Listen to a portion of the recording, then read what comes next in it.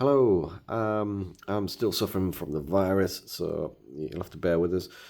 This is just more so just to touch upon the last video, which I just wanted to go over again, really. Same point, so I got rid of that one.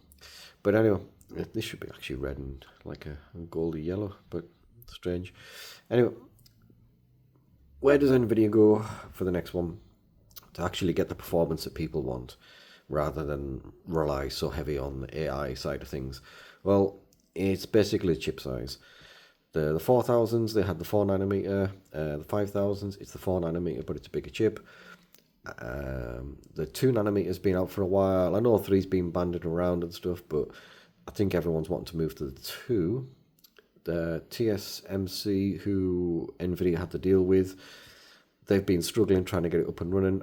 I believe they're trying for this year, but I think Samsung are ahead of them, and I think Samsung want the deal. So whatever money is going to change hands between them companies is going to get it. But I don't know if TSMC is going to be able to produce enough chips compared to Samsung. I don't know. But anyway, Nvidia have to go that way. If they go to the 4 nanometer again, they're just dragging their heels. And unfortunately, because AMD aren't doing that good, it's 50-50 as to whether they will. They might drag their heels and get yet another card on the 4 nanometer, but it'll be a disappointment if they do. They really do need to move to 2. When they're moving to the 2, that means they'll be able to get more transistors on there. They're going to be able to put less power through the card to actually get the same kind of performance. So what that basically means is that if they're sticking 600 through now, but they're able to get more transistors on there, you're going to just basically get more raw power. Now, the other thing that could go with that is fine-tuning that, where they don't have to put as much power into it as well. It really depends on how power efficient they are. If they're really, really good, what you might find is a card with more performance and less power needed. It depends on which way they're going to push it, or whether they'll just go for a fine balance between the two. But they really do have to go for the 2 nanometer. If they do that, it will be an easy sell, because they'll be able to put the wonderful Nvidia charts that they do up on the screen, and it's going to be less reliant on AI. And I think what you'll find is that it will work a lot better with our frame generation and stuff out at the time as well. Because the way that the whole multi-frame gen thing works is you kind of need a half decent frame to begin with, like FPS to begin with, and then when you kick in the multi-gen, obviously you can improve that. Now, if your frames are crappy to start with, making it multi-gen, multi-frame, that's when you start seeing issues and problems with it.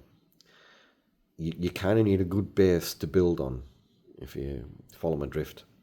So if you're trying to make a game that native, you're only getting, say, like 20, 30, 40 frames out of it, and then you're trying to make that go through the roof, it's going to suffer. But if you can get a card like, say, like 6000 with a new chip in it, and it's running the same game at, say, 60 or above, depending on how strenuous this game, whatever it is, I'm just making up in my head, the multi-frame gen will work a lot better, and you won't have to go as high, and the input lag will be a lot better and everything else.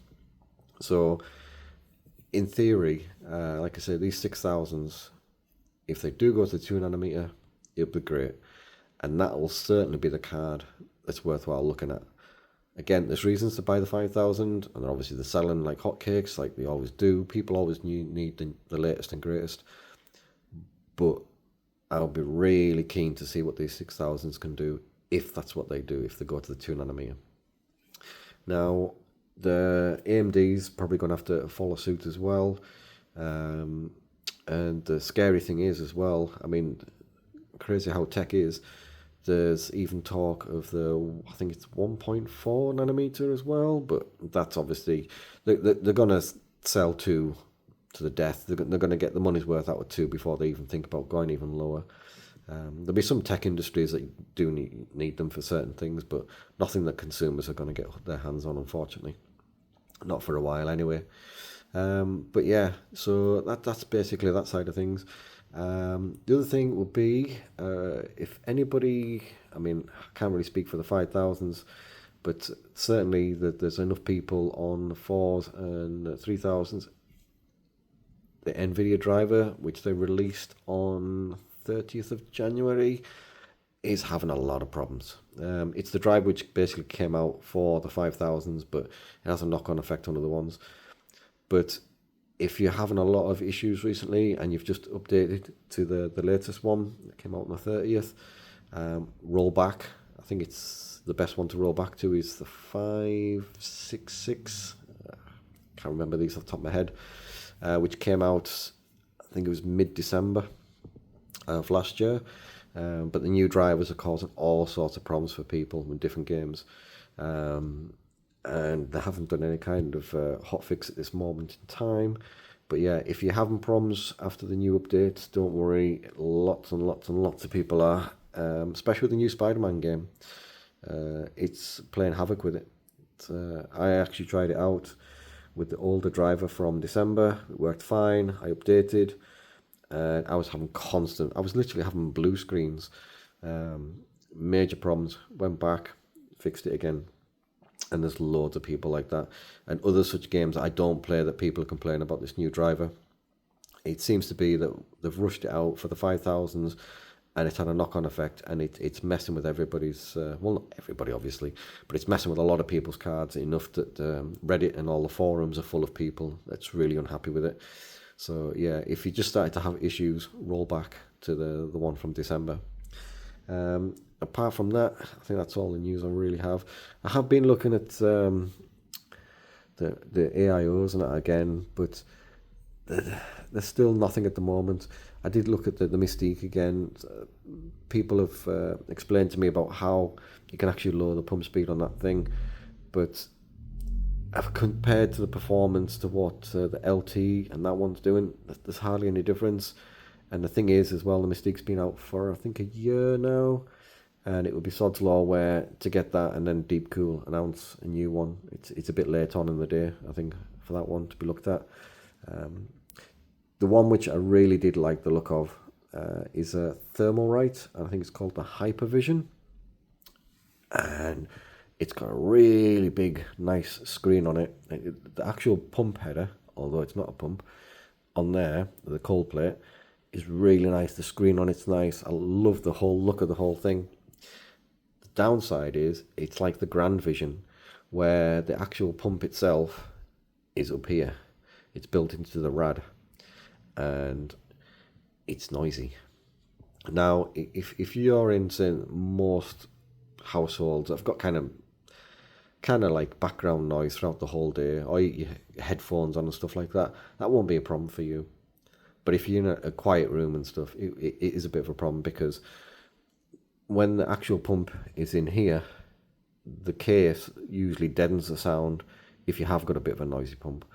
Now, with the pump being up in the rad on the Grand Vision and the Hyper Vision, it's right at the top there, and you can hear it, unfortunately.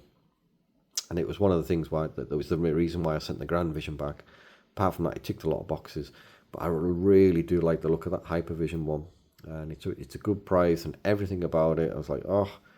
And then when I seen that the pump is up there again, I was like, it's a yes for a lot of people, but not for me, unfortunately, because hearing that humming away would be a pain. Just again, it's just in this room here, because it's usually a quiet room, even more so on the night time. But certainly, if you're after an AIO with a nice screen, and I know the software is good as well, and the performance is good, and it's got a crazy 6,000 RPM on the pump that's built up there, which is going to be obviously insanely noisy if you turn it up that high. But if you have to fine tune it and you don't mind a bit of pump noise, I would highly recommend you have a look at the Thermalright Grand Vision. The Grand Vision, but more so the Hyper Vision. The Hyper Vision is the one that looks really, really nice. It's got really nice casing around there for the cold plate, nice screen and everything. So yeah, but it's one of those ones that I'm looking at going, really kind of want that, but I just know that it would get sent back because of the pump noise. Anyway, later.